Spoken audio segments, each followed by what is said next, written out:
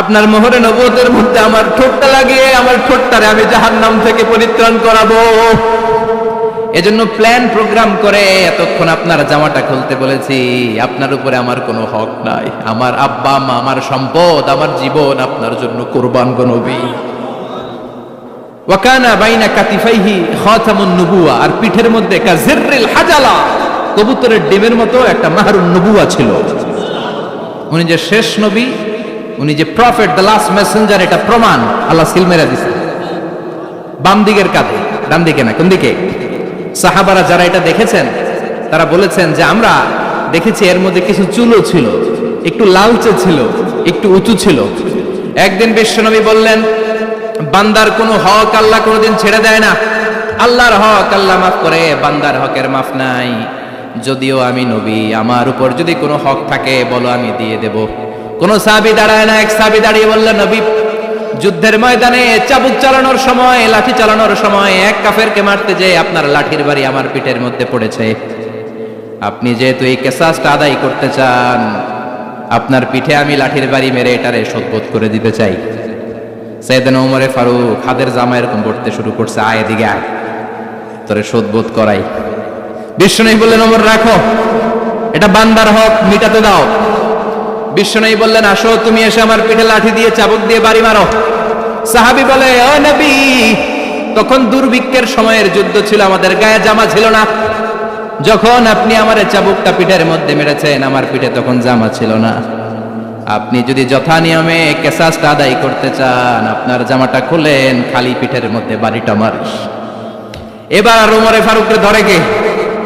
এদিকে আয়, তোরে দেখাইতেছে। বিশ্বনবী বললেন, ওমর থামো, মারতে দাও। বিশ্বনবী উনার জুব্বাটা উপরের দিকে উঠালেন, পিঠের মধ্যে বাড়ি দেওয়ার জন্য ওই সাহাবীকে ডাকলেন। ওই সাহাবী বিশ্বনবীকে পিছন দিক থেকে জড়িয়ে ধরে ওই মোহরে নবুয়তের মধ্যে চুমু দিয়ে ফেলেছে।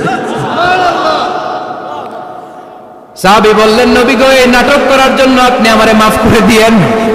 আপনি বিশ্বনবী, উদম গায়ে আপনারে দেখা যায় না, খালি গায়ে আপনারে দেখা যায় না। শুনেছি আপনার পিঠের মধ্যে মোহরে নবুয়ত আছে। অনেক দিনের সাধনা, জল্পনা কল্পনা, আপনার মোহরে নবুয়তে আমার ঠোঁটটা আমি লাগাবো। আপনার মোহরে নবুয়তের মধ্যে আমার ঠোঁটটা লাগিয়ে আমার ঠোঁটটারে আমি জাহান্নাম থেকে পরিত্রাণ করাবো। এজন্য প্ল্যান প্রোগ্রাম করে এতক্ষণ আপনার জামাটা খুলতে বলেছি। আপনার উপরে আমার কোনো হক নাই। আমার আব্বা মা, আমার সম্পদ, আমার জীবন আপনার জন্য কুরবান গো নবী। বিশ্বনবীর পিঠে বাম দিকে খাতামুন নবুওয়া ছিল, মাহরে নবুওয়া। কোন বর্ণনা এসেছে উনি এই মাহরে নবুওয়া দিয়ে পিছন দিকে দেখতেন। বিশ্বনবী যখন নামাজ পড়তেন উনি বলতেন, ইস্তাকিমু ওয়া'তাদিলু ইয়ারহামুকুমুল্লাহ, কাতার সোজা করো, ফাঁকা জায়গা বন্ধ করে দাও। কারণ আমি সামনে যেমনি দেখি, পেছনেও তেমনি দেখি। অনেকে বলেন বিশ্বনবী পেছনে দেখতেন এই মাহরে নবুওয়াতের জায়গাটা দিয়ে। এটা ছিল বিশ্বনবীর behind CC camera, behind close circuit camera. আল্লাহু আকবার। বিশ্বনবী ছাড়া কোন নবীর পিঠে এরকম মাহরে নবুওয়া ছিল নাকি? কথা বলেন। এজন্য ওই নবীরে গালি দিলে সহ্য হয়? কথা বলেন, সহ্য হয়? আবিয়াদুল ইবতাইন, বগল ছিল শুভ্র সাদা। আমাদের বগল কি সাদা? দুর্গন্ধ, কুৎসিত, কালো, তাই না? বিশ্বনবীরটা কালো? কথা কোন? শুভ্র সাদা। আমরা দোয়া করি এভাবে। বিশ্বনবী মাঝে মাঝে দোয়া করতে করতে বৃষ্টির জন্য যখন দোয়া চাইতেন, আরাফার ময়দানে যখন দোয়া চাইতেন, দোয়া করতে করতে হাতটারে উপরের দিকে করতেন। সবাই এরকম হাত তোলেন, সবাই হাত তোলেন। বিশ্বনবী মাঝে মাঝে আবেগের চোটে এইখান থেকে হাতটা এই জায়গায় নিয়ে যেতেন। সুবহানাল্লাহ। বিশ্বনবী যখন হাত আবেগের চোটে উপরের দিকে উঠাতেন, বিশ্বনবীর বগল দেখা যেত। সাহাবারা বলতেন, হাত্তা ইউরা বায়াদু ইবতাইহি, এই সুযোগে আমরা দেখতাম ওনার বগলটা ধবধবে সাদা, কোনো দাগ ছিল না। মুস্তাওয়াল জাবিন, প্রশস্ত ললাট ছিল। আসাম্মুল আনফ, খাড়া নাক ছিল। বিশ্বনবীর নাক কিন্তু বোচা ছিল না। এরকম চ্যাপটা নাকরে আপনারা কোম্পানিগঞ্জে কি বলেন? চাকমা? কি নাক? হ্যাঁ, বুসা, নাক বুসা বা বোচা। বিশ্বনবীর নাক এই চাকমা স্টাইলে নাক ছিল না, খাড়া ছিল, খাড়া নাক ছিল, সুবহানাল্লাহ পড়ো। মুফাল্লিজুল আসনান, দাঁতগুলো ছিল পরিপাটি। বিশ্বনবীর দাঁতের দিকে তাকালে, বিশ্বনবীর হাসির দিকে তাকালে মনে হতো হাসিতে যেন মুক্তা ঝরে। বিশ্বনবী দেখতে কেমন ছিল আন্দাজ পাচ্ছেন না মোটামুটি? এই চমৎকার দেহটা নিয়ে যখন আয়নার সামনে দাঁড়াতেন, বিশ্বনবী জোস জোস পোজ দিতেন না। এখনকার ছেলেপেলেরা বলে আয়নার সামনে দাঁড়াইয়া দেই জোস জোস পোজ, আছে না নাই? বিশ্বনবী জোস জোস পোজ দিতেন না। বিশ্বনবী আয়নার সামনে দাঁড়িয়ে বলতেন, আল্লাহুম্মা হাসানতা খালকি ফাহসিন খুলুকি। ও আল্লাহ, আমার চেহারাটা যেমনি আপনি সুন্দর বানিয়েছেন, আমার হৃদয়টারেও সুন্দর করে দেন। What a attitude, what an attitude! কি অ্যাটিটিউড ছিল ওনার! আমরা আয়নার সামনে সেজে পড়ে দাঁড়ালে চুলকে সাইজ করি, পাং করি, স্টাইল করে ডিজাইন করি। বিশ্বনবী সুন্দর চেহারাটা নিয়ে যখন আয়নার সামনে দাঁড়াতেন বলতেন, আল্লাহ, আমার চেহারাটা যেমনি সাদা, হৃদয়টারেও সাদা করে দেন। কিছু মানুষ আছে চেহারা সাদা, হৃদয় কালো, আছে না নাই? কিছু মানুষ আছে চেহারাটা কুচকুচে কালো, অন্তরটা সাদা, এমন মানুষও আছে না নাই? বিশ্বনবীর ভেতরও সাদা, বাহিরও সাদা, সুবহানাল্লাহ। আর এই সুন্দর সাদা দেহ নিয়ে আয়নায় দাঁড়িয়ে পড়তেন, আল্লাহ, চেহারা যেমনি সুন্দর, চরিত্রটাও সুন্দর করে দেয়। এজন্য আয়নার সামনে দাঁড়িয়ে এই দোয়ার দরকার আছে না নাই? পড়তে রাজি আছেন? মনে থাকবে না মাহফিল শেষ ভুলে যাবেন? মনে থাকবে? আয়নার সামনে আপনি যখন দাঁড়াবেন, আপনার স্ত্রী যখন দাঁড়াবে, আপনার বাচ্চারা যখন দাঁড়াবে, বলে দিবেন, বাবা, আয়নার সামনে দাঁড়ানোর দোয়া পড়ো। কত অসাধারণ দোয়া! পড়েন আওয়াজ করে আমার সাথে, আল্লাহুম্মা হাসানতা খালকি ফাহসিন খুলুকি, আল্লাহুম্মা হাসানতা খালকি ফাহসিন খুলুকি। এর মানে, আল্লাহ, আমার চেহারাটা করেছো সুন্দর, আমার আচরণ, আমার চরিত্রটাও সুন্দর করে দাও। চিৎকার করে পড়েন আমিন। তাহলে বিশ্বনবীর ব্যাপারে তিনটা কথা আমরা শুনবো বলেছিলাম, প্রথমটা শুনে ফেলেছি। মানে উনি দেখতে কেমন ছিল, উনি দেখতে কেমন ছিল, এর মধ্যে আমাদের আমলের কিছু নাই, শুধু বর্ণনা করা আর শোনা আর বিশ্বনবীকে ভালোবাসা, ঠিক কিনা? কারণ উনার না খাড়া, আমার তো খাড়া নাও হইতে পারে। উনি সুন্দর, আমি তো শ্যামলা হইতে পারি, কারণ এটা আল্লাহর দেয়া পরীক্ষা, ঠিক কিনা? দ্বিতীয় পয়েন্ট থেকে আমাদের আমল শুরু। দ্বিতীয় পয়েন্ট ছিল বিশ্বনবীর আচরণগত বৈশিষ্ট্য। আমার নবীর বিহেভিয়ার কেমন ছিল, কন্ডাক্ট সিস্টেম কেমন ছিল, ম্যানার কেমন ছিল, মানুষের সাথে কমিউনিকেশনটা কেমন ছিল, ব্যবহারিক জীবনটা কেমন ছিল, এগুলো আমল করার দরকার আছে না নাই? কষ্ট হচ্ছে? কষ্ট হচ্ছে? মনোযোগ আছে তো? মনোযোগ আছে না গেছে? আমরা এবার শুনবো বিশ্বনবীর আচরণ কেমন ছিল। বিশ্বনবী যখন রাস্তা দিয়ে হাঁটতেন, ইয়ামশি হাউনান, বিনয়ের সাথে হাঁটতেন। ইয়ামশি হাউনান, রহমানের বান্দারাও বিনয়ের সাথে রাস্তা দিয়ে হাঁটে, ঠিক কিনা? وعباد الرحمن الذين يمشون على الأرض هونا وإذا خاطبهم الجاهلون قالوا سلاما। রহমানের বান্দারা যখন রাস্তা দিয়ে হাঁটে, বিনয়ের সাথে হাঁটে, তারা অহংকার প্রদর্শন করে না, মানুষের সাথে বিনয়ের সাথে রাস্তা দিয়ে হাঁটে। এজন্য রাস্তা দিয়ে যখন হাঁটবো, বিনয়ের সাথে হাঁটবো। রাজি আছেন তো? নাকি অহংকার প্রদর্শন করে হাঁটবেন? বিশেষ করে যুবকেরা, 3-4 জন যুবক একসাথে হলে রাস্তায় ওদের আর কারো হুঁশ জ্ঞান থাকে না, পুরো দুনিয়াটাই মনে হয় দুনিয়াটাই আমার, আছে না নাই? না, মুরব্বীকেও সম্মান করবা, মহিলাদেরকে সম্মান করবা, তোমার জায়গায় তুমি হাঁটবা, ভদ্রভাবে হাঁটবা। ভদ্রভাবে হাঁটার দরকার আছে না নাই? উনি মুরব্বী, একদিন উনিও তোমার মতো যুবক ছিল, ঠিক কিনা? এই যে আমার কালো দাড়ি, আজীবন কালো থাকবে? কথা বলেন। উনার সাদা দাড়ি, ছোটবেলায় মনে সাদা দাড়ি নিয়ে আসছিল না? হ্যাঁ, উনিও একদিন তাগড়া যুবক ছিল, উনিও কোম্পানিগঞ্জ বাজারে দাঁড়ালে লোকজন তাকিয়ে থাকতো, ঠিক কিনা? তার মানে রং ধরা যৌবন জং ধরে শেষ। যৌবন সব সময় থাকে না, সার্টেন একটা পিরিয়ডের জন্য আল্লাহ দিয়েছে। এজন্য যুবক ভাইরা, তোমাদের রক্ত গরম, তোমাদেরকে বিনয়ী হতে হবে বেশি, ঠিক কিনা? রাজি আছো তো সবাই? বিশ্বনবী বিনয়ের সাথে হাঁটতেন। ওয়াকানা ইয়াতাবাসসাম, সবসময় মুচকি হাসতেন। কি করতেন? মুচকি হাসেন তো আপনারা? হাসেন না? মুচকি হাসবেন, কারণ মুচকি হাসতে পয়সা লাগে না। লাগে? মুচকি হাসি দেন তো একটা। এই যে সবার এখন মুচকি হাসি, পয়সা লাগছে? কথা কর। তাবাসসুমুকা ফি ওয়াজহি আখিকা সাদাকা, you would smile to your brother, it's a charity.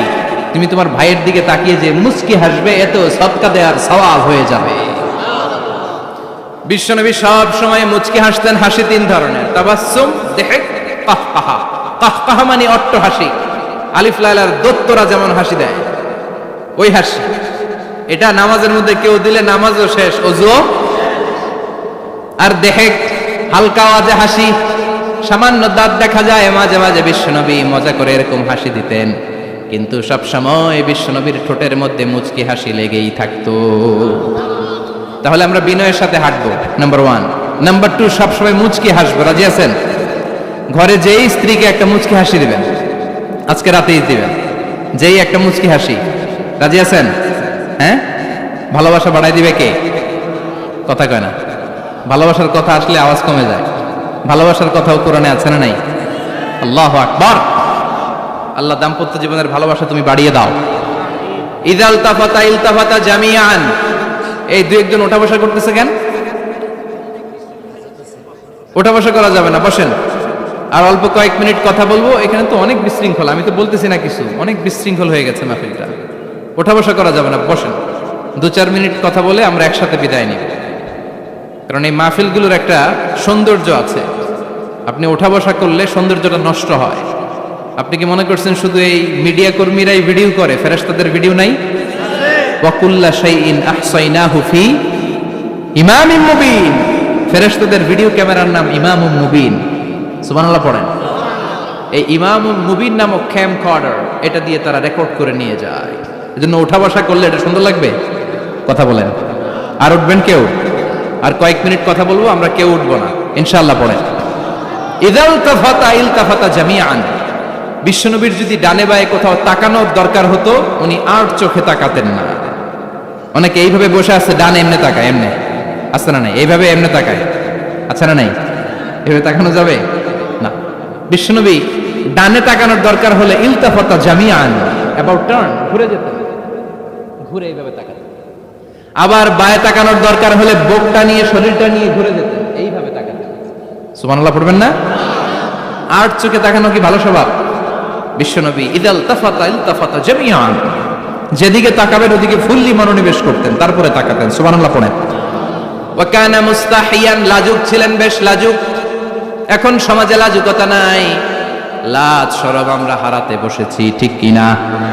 বিশ্বনবী আসাদ্দু হায়াআন মিনাল আদরা ফি খিদ্রিহা। যেই মেয়েদের বিয়ে হয় নাই, এমন ভার্জিন নারী, কুমারী নারী যারা পর্দার ভেতরে অনেক লাজুক হয়ে বসে থাকে, বিশ্বনবী পর্দার আড়ালে ওই কুমারী নারীদের চাইতেও বেশি লাজুক ছিলেন। এত লাজুক ছিলেন, এত লাজুক ছিলেন, লজ্জা পেলে চেহারাটা বিশ্বনবী লাল হয়ে যেত। ছোট্টবেলায় হালিমাতুস সাদিয়ার বাড়িতে যখন দুধ খেতে গিয়েছিলেন, বিশ্বনবীর দুধমা হালিমাতুস সাদিয়া বলে, এই কুরাইশি মোহাম্মদ ছেলেটাকে কখনো কাঁদতে দেখি নাই। ক্ষুধা লাগলেও কাঁদে না, ব্যথা পেলেও কাঁদে না, শুধু লজ্জাস্থানের জায়গা থেকে কাপড়টা একটু সরে গেলে ছোট্ট মোহাম্মদ চিৎকার দিয়ে ওঠে। কি বুঝে সে? ক্ষুধা লাগলেও কাঁদতো না, ব্যথা পেলেও কাঁদতো না, লজ্জাস্থানের জায়গা থেকে কাপড় সরে গেলে বিশ্বনবী চিৎকার দিয়ে উঠতেন। সুবহানাল্লাহ পড়েন। এজন্য লজ্জা শরমের দরকার আছে না নাই? ইযা লাম তাস্তাহি ফাসনা মা শিতা। যদি লজ্জা শরম না থাকে, যা মন চায় তাই করতে পারো। এটা আমাদের বাংলাদেশে ব্যাপক। লাজ শরম কিচ্ছু নাই, যে যেটার যোগ্য না সে সেইটা করতে যায়, ঠিক কিনা? এই যে হিরো আলমের মনোনয়ন নিয়ে টানাটানি, কোনো লজ্জা শরম আছে? আমার যোগ্যতা থাকতে হবে না? আমাকে রাজনীতি জানতে হবে না?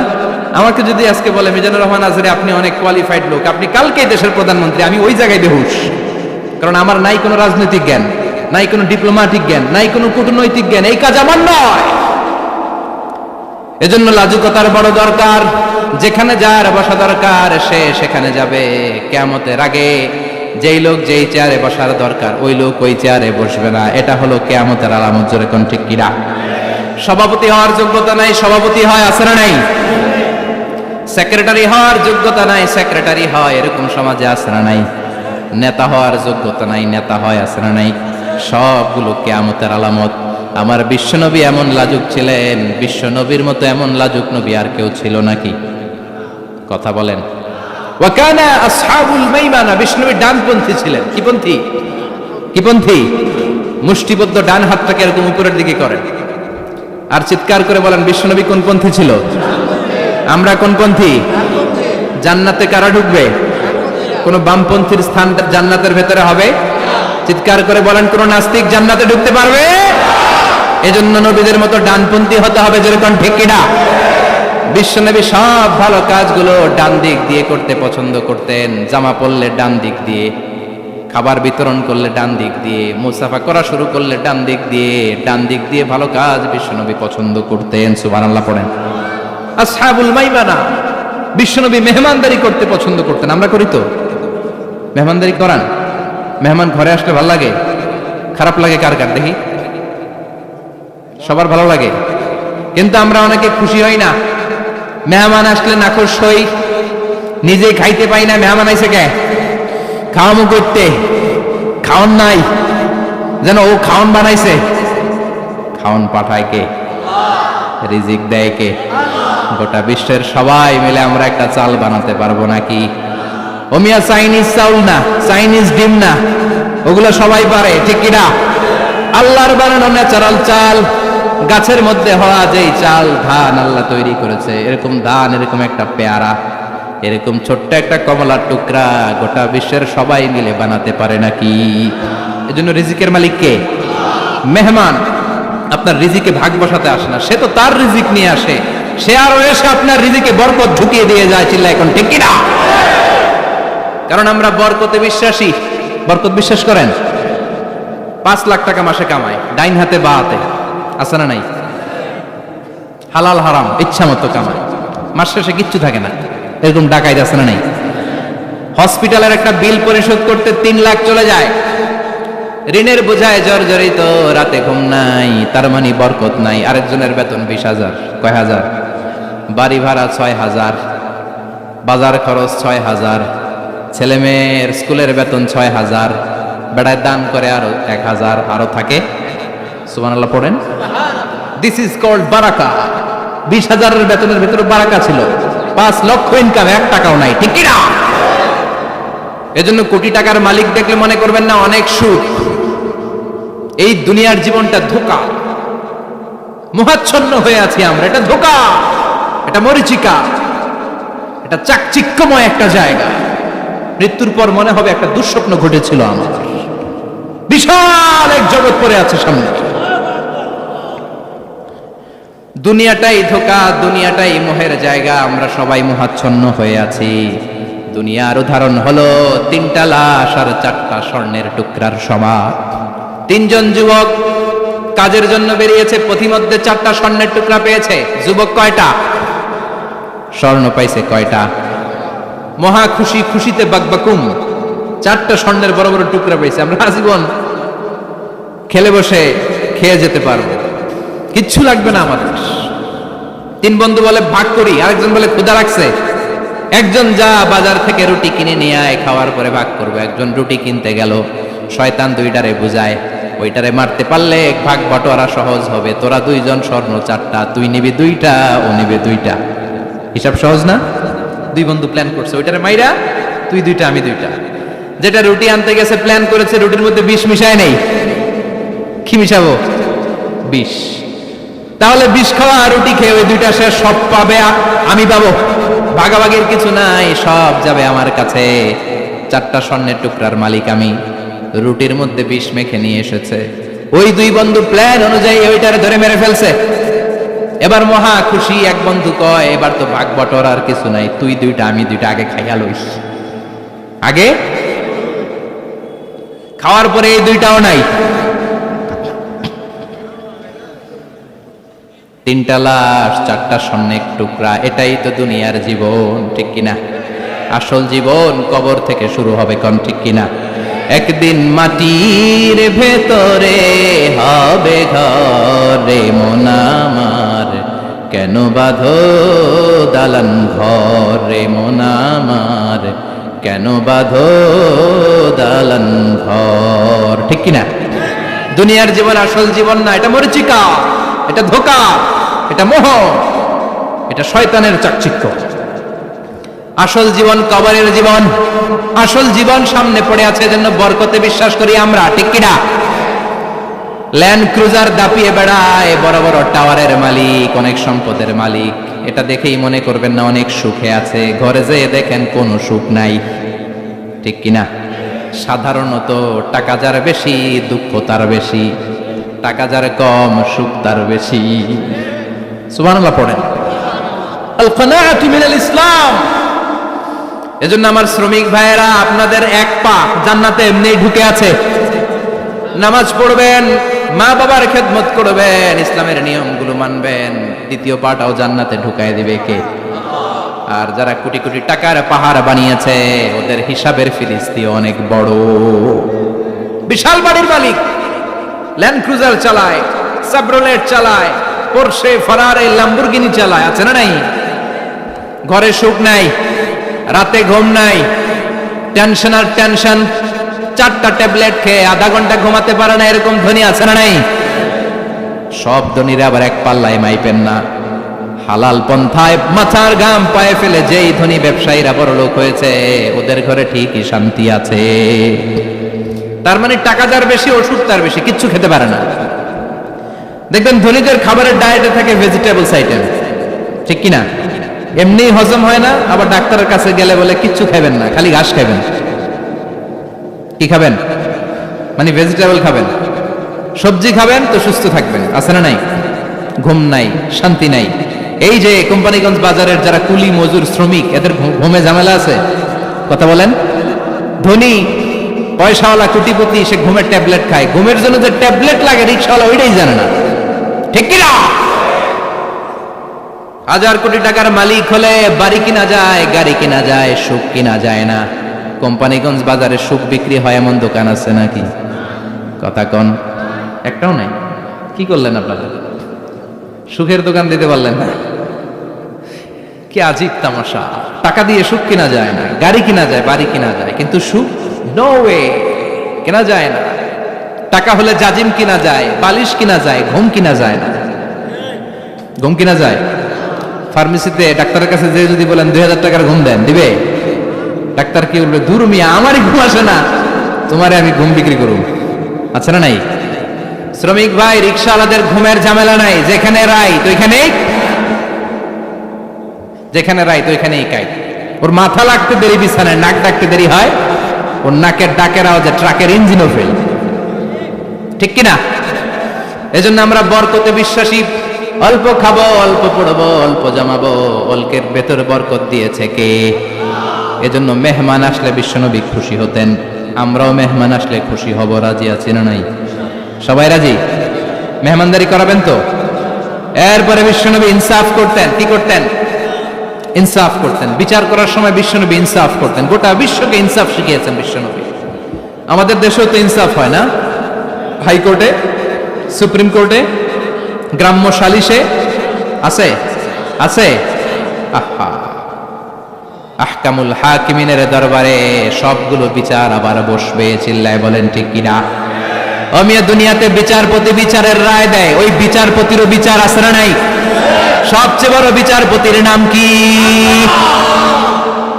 বিশ্বনবী ইনসাফ করে গোটা বিশ্বকে দেখিয়ে গেলেন কেমন করে বিচার করতে হয়। বিশ্বনবীর কাছে কখনো বিচার আসলে বিশ্বনবী দুই পক্ষের কথা শুনে রায় দিতেন। পড়েন সুবহানাল্লাহ।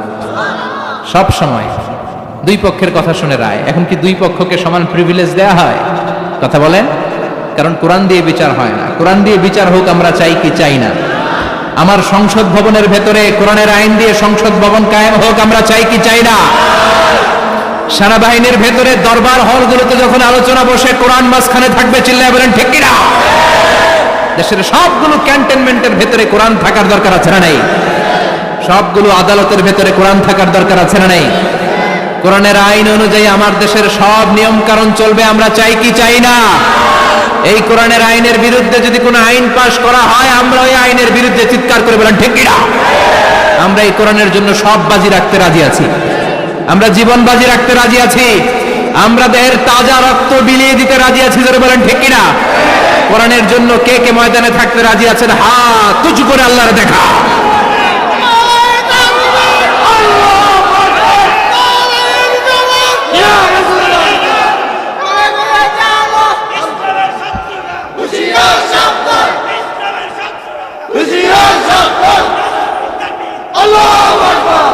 আল্লাহ কোরআনের জন্য যে ভালোবাসাটাকে তুমি কবুল করো। আমরা যেন দেখে যেতে পারি যে এই দেশে কালেমার পতাকা পতপত করে উড়েছে। আমরা যারা ইসলামের পক্ষে, এটাই আমাদের অপরাধ। আমরা ইসলামকে একটা বিজয়ী শক্তি হিসেবে দেখতে চাই। আমরা ইসলামকে পার্লামেন্টের ভেতরে দেখতে চাই। আমরা কালিমার পতাকা পতপত করে উঠছে এটা দেখে যেতে মরতে চাই। চিল্লায় বলেন ঠিক কিনা? বিশ্বনবী ইনসাফ শিখালেন। বিচার আসলে দুই পক্ষের কথা শুনতেন। বিশ্বনবীর স্ত্রী সাউদা এসে বলে, নবী, আমি আপনার কুমারী বউ আয়েশার ঘরে তরকারি নিয়ে গিয়েছিলাম, ঝোল নিয়ে গিয়েছিলাম, কোন বর্ণনায় পায়েস নিয়ে গিয়েছিলাম।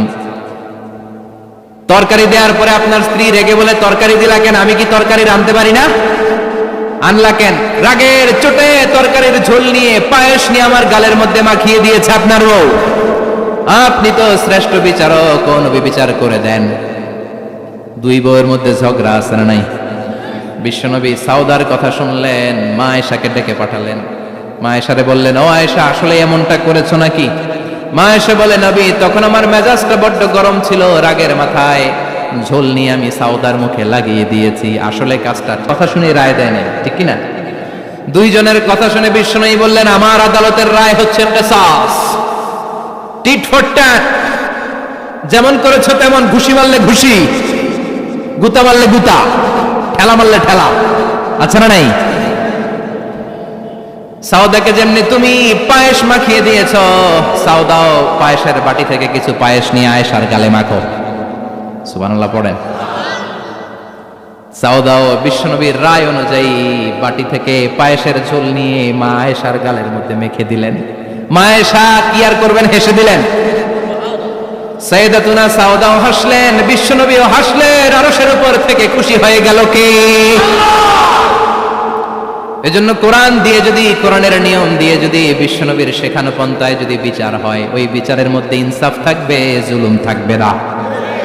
ওই বিচারের মধ্যে কোনো স্কাইপি কেলেঙ্কারি হবে না। আমাদের টেলিফোনের ফোনালাপ ফাঁস হয়ে যায়, স্কাইপি ফাঁস হয়ে যায়, অনেক ঝামেলা হয়ে যায়, আছে না নাই? এরপরেও জনগণের চোখ খুলে না। আল্লাহ তুমি চোখ খোলার তৌফিক দাও, সহি সমঝ দান করো, পড়ে না আমিন। বিশ্বনবী ইনসাফ করতেন। বনু মাখজুমিয়া গোত্রের এক মহিলা চুরিতে ধরা পড়ল। কিসে ধরা পড়ল? কথা বলেন। চুরিতে। চুরি করলে নিয়ম কি?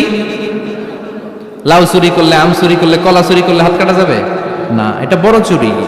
সুবহানাল্লাহ। উমরে ফারুক বলেছেন, দুর্ভিক্ষের বছরে কেউ যদি চুরি করে তার হাত কেটে দেয়া যাবে না, কারণ এটা অভাবের চুরি, এটা স্বভাবের চুরি না, ঠিক কিনা?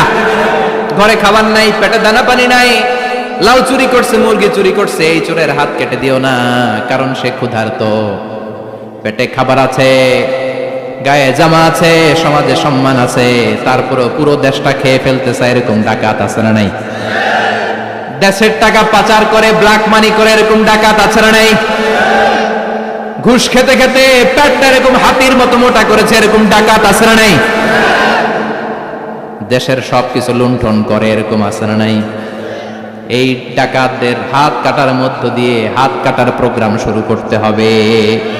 এরকম একটা ডাকাতের হাত কেটে যদি দেশের গভর্নমেন্ট বাইতুল মোকাররমে জুমার নামাজের সামনে লাইভ সম্প্রচার করে, সারা বাংলাদেশের 18 কোটি মানুষ যদি দেখে, আর কেউ চুরি করবে?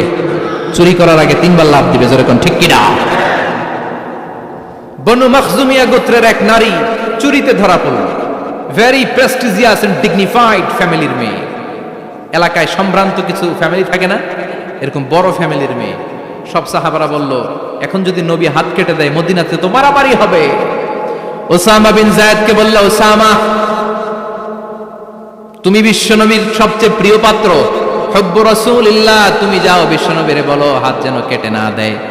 ওসামা যে বলে, নবী গো, সব সাহাবারা বলেছে এই মেয়ের হাত কাটলে মদিনায় ঝামেলা হবে, হাত কেটে দিয়েন না। এই কথা শুনে বিশ্বনবীর চেহারাটারে লাল করে দিল কে? বিশ্বনবী বললেন, ওসামা, কোত্থেকে এত বড় স্পর্ধা পেলি রে তুই ওসামা? এই আইনটা তো আমি বানাই নাই, আরশের উপর থেকে এই আইনটা নাজিল করেছে কে? السارق والسارقة فاقطعوا أيديهما جزاء بما كسبا نكالا من الله والله عزيز حكيم. সুবহানাল্লাহ পড়েন। If anyone steal something very precious from the society, from house, the government should cut down his right hand. দামি কিছু চুরি করলে গভর্নমেন্ট কাটবে, আমরা কাটতে পারবো? এটা সরকারের কাজ, সরকার ডান হাত কেটে দিবে। ওসামা, এটা আল্লাহর আইন। কেমন করে আল্লাহর আইনে তুমি সুপারিশ করতে আসো? কোন বানু মাখজুমিয়া গোত্রের মেয়ে? ওই মেয়ে তো দূরের কথা, আমার কলিজার টুকরা ফাতেমাও যদি চুরি করে, আমি রামদানিয়ে ফাতেমার ডান হাতটা এক কোপ দিয়ে কেটে দিতে এক মুহূর্ত দেরি করব না রে ওসামা। জাস্টিস, ইনসাফ শিখে নাও। কেমন করে প্রতিষ্ঠা করেছে বিশ্বনবী, চিৎকার করে বলেন ঠিক কি না? এগুলো হচ্ছে বিশ্বনবীর অভ্যাস, আচরণ। বিশ্বনবী ধীরস্থির ভাবে কথা বলতেন, তাড়াহুড়ো করতেন না। সাহাবারা বলতেন বিশ্বনবী যখন কথা বলতেন প্রতিটা শব্দ আলাদা করা যেত, প্রতিটা অক্ষর আলাদা করা যেত। আল্লাহু আকবার। আবার জরুরি কোনো কথা যখন বিশ্বনবী বলতেন ওইটাকে 3 বার বিশ্বনবী রিপিট করতেন। কয়বার? কারণ জরুরি। কারণ কি? যেন না ভুলে যায়, ভুল যেন না হয়, 3 বার বলতেন। বিশ্বনবী একবার তাকওয়া নিয়ে ওয়াজ করতেছিলেন আর বলছিলেন তাকওয়া হা হুনা হা হুনা হা হুনা, তাকওয়া এইখানে এইখানে এইখানে। কয়বার বললেন? কারণ তাকওয়ার ওয়াজ কি কম গুরুত্বপূর্ণ নাকি বেশি গুরুত্বপূর্ণ? তাকওয়া মানে কার ভয়? যাদের হৃদয়ে আছে আল্লাহর ভয়, তারা কবু পথ ভুলে যায় না। আল্লাহর প্রেম ছাড়া এই দুনিয়া কারো কাছে কোনো কিছু চায় না, ঠিক কি না? যাদের হৃদয়ে আছে আল্লাহর ভয়, তারা কবু পথ ভুলে যায় না। আল্লাহর প্রেম ছাড়া এই দুনিয়া কারো কাছে কোনো কিছু চায় না। রাতের আধারে যারা সেজদাতে রয়, দু চোখের শ্রুতে নদী যেন বয়। রাতের আধারে যারা সেজদাতে রয়, দু চোখের শ্রুতে নদী যেন বয়। ছলনার হাতছানি যতই ডাকুক, ছলনার হাতছানি যতই ডাকুক, পেছনে ফিরেও সে তাকায় না। যাদের হৃদয়ে আছে আল্লাহর ভয়, তারা কবু পথ ভুলে যায় না। আল্লাহর প্রেম ছাড়া এই দুনিয়া কারো কাছে কোনো কিছু চায় না। চিৎকার করে বলেন ঠিক কি না? তাকওয়ার ওয়াজ করলেন, তাকওয়া মানে আল্লাহর ভয়। বিষ্ণুই বললেন তাকওয়া হা হুনা, তাকওয়া হা হুনা, তাকওয়া হা হুনা। তাকওয়া এই জায়গায়, তাকওয়া এই জায়গায়, তাকওয়া এই জায়গায়। যেহেতু এটা গুরুত্বপূর্ণ, বিষ্ণুনবী 3 বার ইঙ্গিত করে বলেছেন। সুবহানাল্লাহ। বিষ্ণুই বলেন না তাকওয়া হা হুনা, তাকওয়া এইটা। বলেন না তাকওয়া হা হুনা, তাকওয়া এইটা। বলেন না তাকওয়া হা হুনা, তাকওয়া এইটা। জুব্বায় তাকওয়া, দাড়িতে তাকওয়া, টুপিতে তাকওয়া বলে নাই। তাকওয়ার আসল জায়গা হলো হৃদয়। এজন্য যাদের হৃদয়ে আল্লাহর ভয় আছে তারা কোনোদিন পথ হারাতে পারে। তাদেরকে সিরাতুল মুস্তাকিমের উপর দায়েম রাখে কে? কি সুন্দর অভ্যাস ছিল বিশ্বনবীর, মানার দরকার আছে না নাই? বিশ্বনবীর আরেকটা অভ্যাস ছিল, বাসি খাবার খেতেন না। জানেন? বাসি খেতেন না, অল্প খেতেন, কিন্তু যেটা খেতেন ভালোটা খেতেন। অল্প খেতেন কিন্তু যেটা খেতেন ভালো খেতেন। মধু খেতে পছন্দ করতেন, কিন্তু মধুর মধ্যে দুর্গন্ধওয়ালা একটা মধু আছে না, মাগাফির। বুখারীতে লম্বা ঘটনা, ওদিকে যাব না। এই মাগাফিরের মধু উনি খেতে চাইতেন না। ভালো সুগন্ধিওয়ালা মধু তিনি বিশ্বনবী খেতে পছন্দ করতেন। বিশ্বনবীর খাবারের তালিকায় সবচেয়ে পছন্দনীয় তালিকায় ছিল এই মধু। মধু খেতেন, দুধ খেতেন, খেজুর খেতেন, জব খেতেন, বার্লি খেতেন, ছাগলের বাজুর মাংস খেতে পছন্দ করতেন, সিনার মাংস। সুবহানাল্লাহ কইবেন না? What a choice! কি চয়েস ছিল বিশ্বনবী! বাজুর মাংস খেতেন। বিশ্বনবী লাউ খেতে পছন্দ করতেন, লাউ। রুম্মান ফল খেতে পছন্দ করতেন, রুম্মান মানে ডালিম। রুম্মান মানে কি? ডালিম খেতে পছন্দ করতেন। মাশরুম খেতে পছন্দ করতেন। সুবহানাল্লাহ পড়ে। মাশরুমের স্যুপ পাওয়া যায় না রেস্টুরেন্টে? বিশ্বনবী বলতেন আল কামআতু মিনাল মান্নি ওয়া মাউহা শিফাউন লিল আইন। এই কামআ মানে মাশরুম, ব্যাঙের ছাতা, এটা হলো মান্না সালোয়ার মতো দামি খাবার। আরে এই মাশরুমের স্যুপ চোখের জন্য মহৌষধ। যাদের রাত কানা দিন কানা আছে, মাশরুমের স্যুপ খান, চোখ ভালো করে দিবে কে? এজন্য বিশ্বনবী যেগুলো খেত এগুলো খাওয়ার দরকার আছে না নাই? বিশ্বনবীর যে সুন্দর চরিত্র ছিল, আচরণ ছিল, এগুলো পালনের দরকার আছে না নাই? তাহলে বিশ্বনবীর তিনটা কথা বলবো বলেছিলাম। প্রথম কথা ছিল দেখতে কেমন ছিল। অনেক কথা এত বলা যাবে না, সংক্ষেপে বললাম যে বিশ্বনবীর আচরণ কেমন ছিল। এখন শুনবো শেষ কথা বলে যাই, বিশ্বনবীর ইন্টেলেকচুয়াল পাওয়ার কেমন ছিল, ওনার বুদ্ধিমত্তা কেমন ছিল। Our beloved prophet Muhammad, the last messenger, was a very good mediator. বিশ্বনবী ভালো মিডিয়েটর ছিলেন, বিশ্বনবী ভালো মধ্যস্থতাকারী ছিলেন। ঝগড়া লাগলে মিলাই দিতে পারতেন চমৎকার। সুবহানাল্লাহ বাড়িতে দেয়া জিমায় পড়ছেন? কষ্ট হচ্ছে? আর কয়েক মিনিট পড়বো, একটা তাকবীর দেন, লিল্লাহি তাকবীর। He was a very good mediator, মধ্যস্থতাকারী ব্যক্তিত্ব ছিলেন। স্বামী স্ত্রীর মধ্যে ঝগড়া লাগলে মিলাই দিতেন, বন্ধু বন্ধু ঝগড়া মিলাই দিতেন, সমাজে সমাজে মারামারি মিলাই দিতেন। মক্কা থেকে মদিনায় যখন গেলেন, মদিনায় 120 বছরের একটা যুদ্ধ চলছিল, কেউ যুদ্ধটা থামাতে পারে না। বিশ্বনবী 7 দিনের ব্যবধানে যুদ্ধ থামিয়ে দিলে। Intellectual capacity, very good mediator. এজন্য বিশ্বনবীর উম্মত যারা, তাদের অভ্যাস হবে ঝগড়া লাগায় দেওয়া যাবে না, মিলায় দিতে হবে, ঠিক কিনা? আমরা যদি ঝগড়া দেখি দূর থেকে আরো লাগায় দিতে চাই, আছে না নাই? কোম্পানিগঞ্জ বাজারে ঝগড়া, লাগুক আরো লাগুক, ধরবি না, থামাবি না। দূর থেকে মজা দেখি, মজাই লাগে, এরকম ডাকাইতে আছে না নাই? আগুন লাগলে পানি দিয়ে নেবায়, অনেকে তেল ঢালে, আছে না নাই? কি করবেন? মিলিয়ে দিবেন। আপনার মর্যাদা বাড়িয়ে দিবে কে? বিশ্বনবী ভেরি গুড মিডিয়েটর ছিলেন। বিশ্বনবী লজিক্যাল এবং রেশনাল ছিলেন, বুদ্ধিমত্তাকে কাজে লাগাতেন।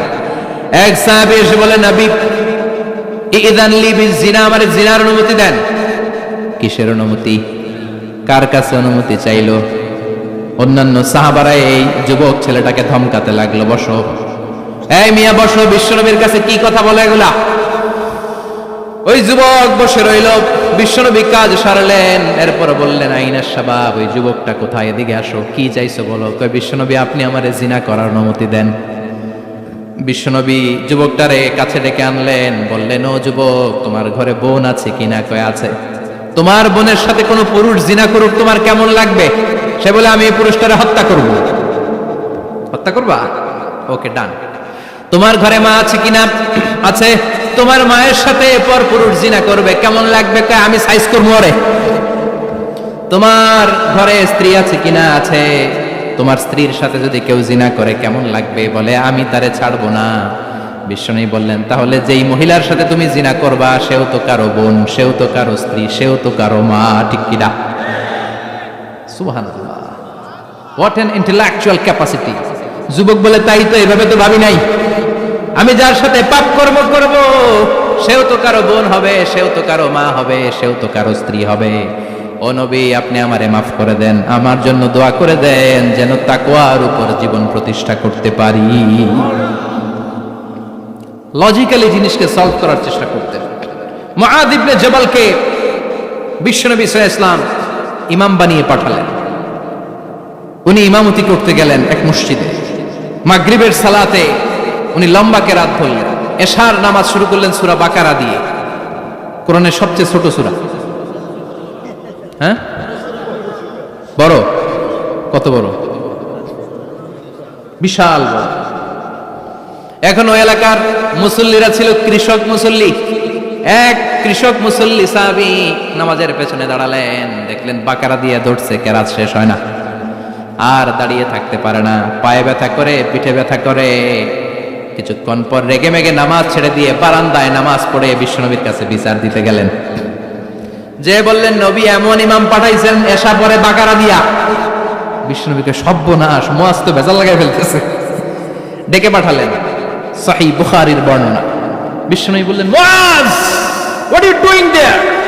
কি করছো তুমি সেখানে? আফাতানুন আনতা ইয়া মুআয, ও মুআয, তুমি কি ফিতনা বাজাও নাকি? তুমি কি ফিতনা ছড়াচ্ছ নাকি? খেটে খাওয়া মানুষ, কৃষক মানুষ, মাঝারি সাইজের কত সুন্দর সূরা আছে, ওয়াদ-দুহা ওয়াল-লাইলি ইযা সাজা, আল কারিআতু মাল কারিআ আছে না নাই, আলহাকুমুত তাকাসুর আছে না নাই, এগুলো দিয়ে না পড়ে বড় বড় সূরাতুল্লাহ কেন্দ্রে মুআজ আফাতানুন আনতা ইয়া মুআজ, তোমারে কি আমি অ্যাপয়েন্টমেন্ট দিছি তুমি ফিতনা বাজাবা? খবরদার মুআজ, ইয়াসসিরু ওয়ালা তুআসসিরু, ইসলামকে মানুষের কাছে সহজ করে উপস্থাপন করবা। বাশশিরু ওয়ালা তুনাফিরু, ইসলামকে এমন ভাবে উপস্থাপন করবা না যে তোমার কথা শুনে মানুষ দিন থেকে ভেগে ভেগে যায়। তাহলে এই দায়ভার ইসলামের নয়, এই দায়ভার বর্তাবে তোমার কাঁধের উপর। চিৎকার করে বলেন ঠিক কিনা? আমাদের মধ্যে অনেকে ইসলামকে অনেক কঠিন করে ফেলে, মানুষকে আশার বাণী শোনায় না, কই এমনে না পড়লে আপনার বাদ, আপনি বেদাত করছেন, আপনি শিরক করছেন, আপনার কিচ্ছু হবে না। যারে বলে কিচ্ছু হবে না, সে বলে আমার যেহেতু কিচ্ছু হবে না, তোর কথা শোনার আমার দরকার নাই, যে আমারে আশার বাণী শোনায় আমি তার কাছে যাই। ঠিক কিনা? এজন্য সহি ইসলাম আপনি প্রচার করবেন, but your approach should be very flexible. 70 বছর যেটা চালু আছে আপনি একদিনই উঠিয়ে দিতে পারবেন?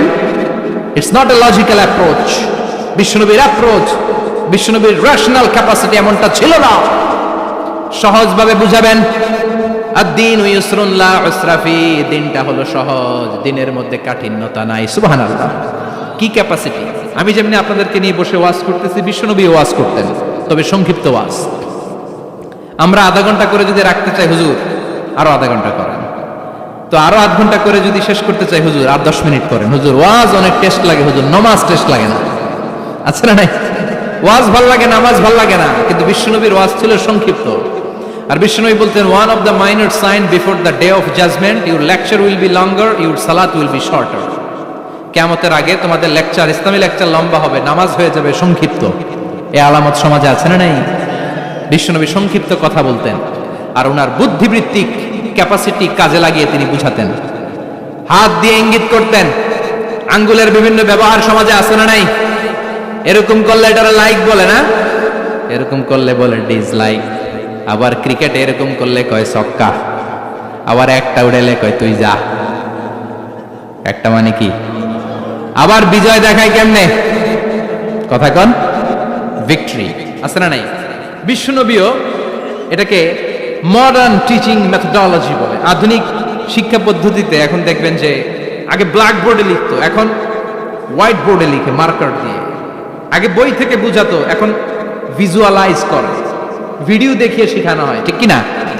বিশ্বনবী এটা করতেন। বিশ্বনবী একবার কিয়ামতের ওয়াজ করছেন, দুইটা আঙ্গুলকে এরকম করে বললেন, আনা বুইসতু আনা ওয়াস সাআতু কাহাতাইন, এই দুইটা আঙ্গুল যেমনি কাছাকাছি, আমি এবং কিয়ামত এরকম কাছাকাছি নাজিল হয়েছি। আমি এবং কিয়ামত এরকম কাছাকাছি। বুইসতু আনা ওয়াস সাআতু কাহাতাইন। আবার বলতেন, আনা ওয়া কাফিলুল ইয়াতীমি কাহাতাইন, আমি এবং ইয়াতীমের রক্ষণাবেক্ষণকারী এই দুইজন জান্নাতে এরকম কাছাকাছি থাকবো। কোন সুবহানাল্লাহ। এরকম আঙ্গুল দিয়ে বিশ্বনবী বুঝাতে চাইতেন।